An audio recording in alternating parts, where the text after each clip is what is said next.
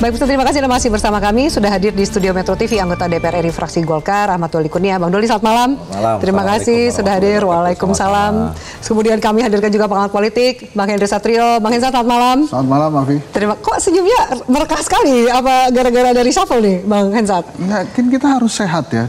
Dan kemudian ini kan harapan baru, harus kita song-song lah. Oh gitu ya. Dan kami hadirkan juga pemirsa ekonom serta Kepala Pusat Industri Perdagangan dan Investasi dari Indef, Mas Andri Satrio. Mas Andri, selamat malam. Mas Andi senyumnya nggak seperti Mas Hentat karena hari ini kayaknya di market nih ekonomi efeknya berbeda nih ya kan? Kami ini satu marga loh. Oh iya iya. Anyway, kita bahas soal kita tahu bahwa tadi sore ada reshuffle kabinet yang dilakukan oleh Presiden Prabowo gitu. Salah satu yang di reshuffle adalah juga Menteri dari Golkar. So far tanggapannya seperti apa? Emang catat Dito ini kenapa? Adakah komunikasi lebih jauh kenapa kemudian di reshuffle meskipun itu alasannya hak prerogatif Presiden? Iya, saya kira seperti yang sering saya katakan, reshuffle itu adalah hak prerogatifnya soal Presiden, makanya Pak Prabowo. Jadi kapan dan kenapa, alasannya apa, siapa yang mau diganti, siapa yang menggantikan, itu Pak Prabowo yang paling tahu dan Tuhan yang Maha Esa, kan kira-kira begitu. Nah, tapi saya kira memang pasti akan ada pembicaraan dulu, karena seingat saya setiap presiden yang terpilih dalam pemilu kita itu selalu melalui proses konsolidasi didukung oleh partai-partai politik yang cukup relatif besar jumlahnya, koalisinya gitu. Nah, begitu juga setelah jadi presiden, pasti penyusunan kabinetnya akan berkomunikasi dengan pimpinan partai politik itu. Dan juga kalau pada saat ada reshuffle. Jadi saya yakin bahwa proses reshuffle kali ini juga pasti akan berkomunikasi dengan partai-partai politik yang mendukung, apalagi yang memang kadernya digantikan. Jadi, dan kami di Partai Golkar kan sudah sepakat kalau udah urusan soal komunikasi dengan Presiden, apalagi soal penyusunan kabinet seperti ini, itu sudah direpresentasikan langsung pada Ketua Umum. Jadi saya yakin pasti sudah ada komunikasi sebelumnya. Gitu. Termasuk nama penggantinya beredar juga sudah di media sosial, di teman-teman wartawan, bahwa yang mengganti Dito juga adalah politisi Golkar, yaitu Putri Komarudin. Apakah sempat tersampaikan informasi itu, Bang Doli? Saya belum dapat informasi detail ya dari Pak Bahlil sebagai Ketua Umum siapa, tetapi selain tadi misalnya, saya kira gini, Presiden Pak Prabowo itu mempertimbangkan setidaknya 3 hal. Yang pertama tadi betul saya sampaikan yang pasti akan berbicara, berkomunikasi dengan partai-partai politik pengusungnya. Kemudian yang sebelumnya, yang paling penting pasti juga mempertimbangkan soal kapasitas, karena pasti reshuffle ini kan tujuannya adalah untuk memperbaiki kinerja, meningkatkan kinerja supaya lebih baik lagi di masing-masing pos kementerian itu. Nah, yang ketiga adalah pasti secara politik mempertimbangkan keseimbangan politik, ya. Nah, kalau hitung-hitungan, walaupun sekali lagi ini kembalikan kepada Pak Prabowo, tapi kalau kita yang melihatnya kan, ya Golkar ini kan sudah dapat 8 menteri, ya kan. Nah, kemarin tadi posisinya Pak Dito di reshuffle, Pak Mukhtarudin masuk di PP2MI. Betul, menggantikan Abdul Qadir Gading. Jadi nambah 1 atau tetap 8 nih? Nah, makanya kalau berdasarkan keseimbangan politik, sepertinya Pak Prabowo pasti akan menjaga keseimbangan itu. Tapi kalau memang mau ditambah jadi 9, ya kita alhamdulillah berarti Partai Golkar diberi kepercayaan. Tapi mungkin saya yakin juga Pak Prabowo mempertimbangkan soal keseimbangan politik dengan situasi politik, konstelasi partai politik yang lain. Oke, anggaplah kemudian sampai hari ini jadi tetap 8, nggak nambah jadi 9 lah gitu ya, kurang lebihnya, sambil menunggu diumumkan. Bang Henry Satrio, bagaimana tanggapan Anda melihat reshuffle yang kan agak mendadak nih, bahkan sempat ada yang bilang, waduh karena pas banget tanggal 8 gitu. Bagaimana Anda melihat reshuffle kali ini?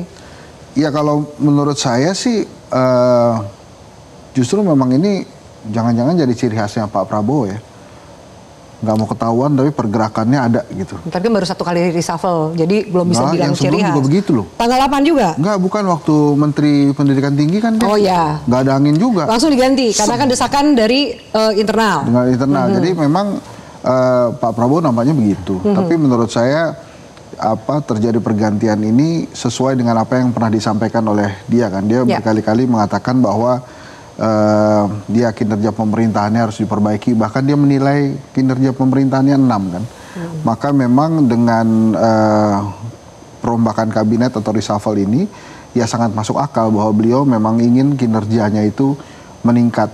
Nah kemudian dari menteri-menteri yang memang di reshuffle memang sulit kita menyampingkan dari aksi 28 Agustus ya. Bahkan 17+8 itu tuntutannya kan ujungnya kalau kita kupas satu persatu itu adalah ekonomi, perut rakyat gitu ya. Maka kemudian masuklah Menteri Keuangan di sana ini, not to mention bahwa ada desas-desus insiden yang katanya memang Sri Mulyani minta mundur dari Pak Prabowo ya. Tapi hadirnya Purbaya di tengah kondisi yang memang ini jadi diganti sih atau tidak sih, terus kemudian bagaimana sih langkah-langkah pemerintahan ini kan karena fiskal kita kan memang tidak baik ya. Dalam ilmu ekonomi itu kalau fiskal nggak baik, pemahaman saya, maka yang dilakukan oleh negara itu biasanya cuma dua, hutang atau mungut gitu, pajak ya. Hutang ini saya rasa Pak Prabowo juga sudah tidak lagi berani mengambil terlalu besar karena diambil banyak banget oleh Pak Jokowi ya. Jadi tinggal mungut gitu. Nah sementara mungut ini juga ternyata nggak berjalan mulus gitu. Banyak sekali di daerah yang kemudian bergolak gitu. Bahkan ini wajib nih kepala-kepala daerah di 2026 lebih kreatif lagi karena Pak Prabowo pada saat nota APBN itu sudah mengatakan akan memotong anggaran transfer pusat ke daerah 200 atau 250 triliun gitu. Jadi artinya harus lebih kreatif lagi nih. Nah sementara Menko Polkam ya ini mungkin dianggap paling bertanggung jawab dengan terjadinya kerusuhan penjarahan terburuk ya pasca reformasi. Menteri Koperasi. Nah ini mungkin politis ya, sangat politis. Ada juga yang menyoroti, ada salah satunya mungkin ya, Menteri Koperasi ini juga terkait dengan kasus hukum gitu. Anda melihat juga ada benang merah itu? Enggak, kalau saya melihatnya dari sisi politis saja. Nanti kalau masuk ke hukum kan bukan bidang saya tuh. Menteri Koperasi ini kan menangani sebuah program yang jadi flagshipnya Pak Prabowo, namanya Koperasi Merah Putih. Biasanya kalau dalam dunia politik yang namanya flagship atau andalan pemerintahan atau penguasa nggak mungkin nih dikasih ke orang gitu kan. Pak Budi Ari bukan maksudnya nggak mungkin dikasih ke orang yang percaya ke orang lain yang bukan dalam lingkaran presiden. Dan Budi Ari tidak dianggap menjadi orang yang ada di lingkaran presiden. Saya rasa tidak. Lebih dekat Ferry Juliantono sebagai kader Gerindra yang mungkin dianggap lebih dekat dan lebih nyaman Pak Prabowo. Karena flagship ini nggak main-main. Bayangin aja 80.000 Koperasi Merah Putih.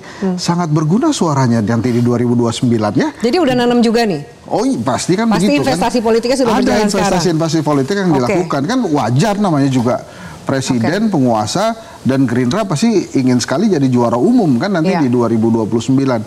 Saya melihatnya itu. Nah kalau Menteri Karding ini memang menarik, dekat sekali dengan foto yang beredar pada saat main mahjong dengan Raja Juli Antoni, ini Menteri kena efek Kehutanan. Domino akibat main domino. Ya efek domino akibat main domino, tapi yang satu masih aman nih, hebat juga. Kenapa itu yang satu masih aman dan sudah memberikan klarifikasi? Mungkin sangat dekat dengan partainya keluarganya Mas Wapres ya. Mungkin ya.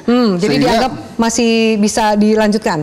Ya masih bisa dilanjutkan dan langkah politiknya kemarin canggih sih. Emang langsung buang badan ke Karding kan. Saya diundang Karding. Itu Karding yang kena reshuffle. Gitu ya. Jadi memang ada konsekuensinya. Nah, tapi dari catatan politik mungkin Bang Doli bisa menjelaskan karena mitranya. Tapi kalau menurut saya ada satu hal lagi, waktu itu kan lagi rame kabur aja dulu. Nah, dibantah oleh pemerintah, jangan dong, kita juga menyediakan kok lapangan pekerjaan di sini banyak. Tiba-tiba Pak Karding ngomong, silakan keluar negeri gitu. Jadi itu bertolak belakang. Jadi menteri gaduh lah ya? Gaduh lah ya. Jadi memang Pak Prabowo sejarahnya ada beberapa hal yang tidak dia sukai dari menteri. Yang pertama, tidak bisa mengurus stakeholdernya. Jadi stakeholdernya itu nggak boleh ribut. Kalau dia bisa take care itu aman biasanya. Kemudian yang kedua memang tidak gaduh ya.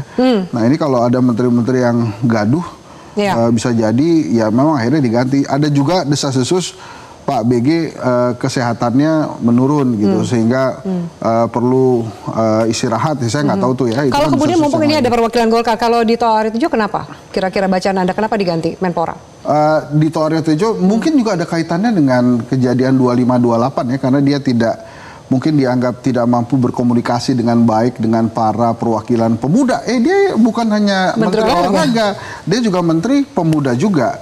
Mungkin Pak Prabowo juga ingin si menteri pemuda ini ya ngobrol lah dengan mahasiswa, ngobrol lah dengan organisasi-organisasi kepemudaan, sehingga nggak hanya ngurusin olahraga saja, tapi juga kepemudaan. Karena memang kepemudaan ini jadi penting gitu. Misalnya Karang Taruna sedang dibangun oleh Presiden Prabowo juga. Jadi hal-hal itu memang pasti ada catatan-catatan. Nah, yang tahu persis kenapa mereka diganti, ya tentu saja Pak Prabowo ya.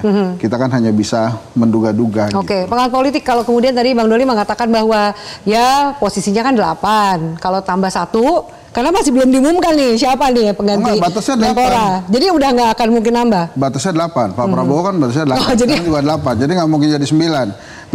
Nah itu juga menurut saya sih kenapa tidak kecil sekali kemungkinannya Golkar dapat, bukan hanya tentang 8, tapi kan dia sudah dapat juga. Cukup banyak. Di media sosial nama-nama beredar banyak, ada Mas Moreno, Mas Raffi Ahmad, ada Teh Putri Akom gitu ya. Ya banyak yang beredarnya, nanti kita lihat saja Pak Prabowo menunjuk siapa. Bahkan katanya juga yang sedang didorong-dorong ini Pak Wamen ya, Mas Taufik Hidayat ya.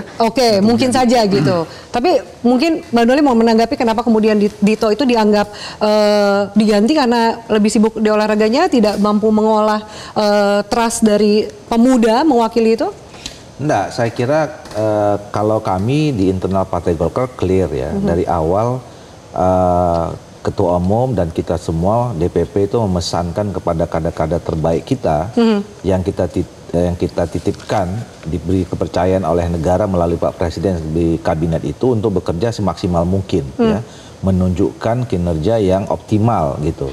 Jadi sebenarnya siapa saja yang dari Golkar, kami menilai mereka sudah memberikan yang terbaik ya. Nah, tapi kan pada akhirnya yang menilai ya apakah kemudian kinerja itu cukup atau kurang, itu kan kembali ke Pak Presiden. Nah, saya setuju tuh. Makanya kan tadi saya katakan bahwa alasan yang paling ultimate itu ya datangnya dari Pak Prabowo. Tapi memang yang menarik, yang banyak juga di perbincangan netizen, Afi, ini dari 4 menteri zaman era Jokowi kemudian diganti oleh Pak Prabowo gitu. Nah, ini maksudnya apa ya? Apakah bersih-bersih gitu maksud Anda gitu? Saya rasa, arahnya ke sana? Saya rasa nggak begitu. Oh, nggak gitu. Baik. Ini mancing-mancingnya Ayo, sampaikan saja. Karena juga pertanyaan dari publik, apa benar akan ada bersih-bersih menteri-menteri yang lanjut dari zaman Pak Jokowi? Baik, saya harus jeda, termasuk juga Mas Andri. Nanti saya akan tanyakan karena berkali-kali kita dengar ada isu Bu Sri Mulyani mengundurkan diri. Tapi akhirnya hari ini kita tahu bahwa akhirnya Bu Sri Mulyani di reshuffle digantikan oleh Pak Purbaya. Sosoknya seperti apa dan apakah mampu untuk menjawab tantangan ekonomi nasional kita? Usai jeda pemirsa, tetaplah bersama kami.